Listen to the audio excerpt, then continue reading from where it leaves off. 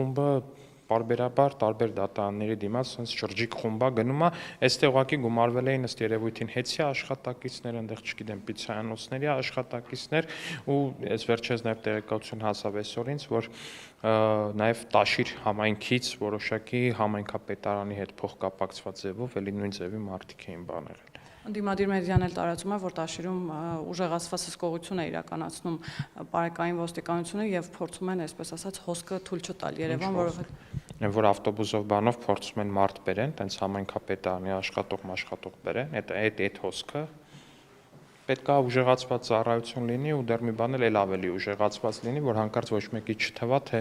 եթե ինչ-որ մեկը պայմանագրով աշխատում է այս կամ այն հիմնարկությունում կամ համայնքում կամ չգիտեմ կազմակերպությունում, այդ մարդը իր ստրուկն է ու կարելի է նրան վաղը տանել միտինգի, հաջորդ օրը չգիտեմ սեփական բամբակի արտերը կամ այսպես շարունակ, այդ մարդիկ ստրուկ չեն, այդ մարդիկ ունեն իրենց հստակ աշխատանքային պայմանագիրը, որում ձեր միտինգներին գալը չկա։ Եթե ստիպեք այդ մարդկանց գնալու եք մինչև 3 տարով դատվեք։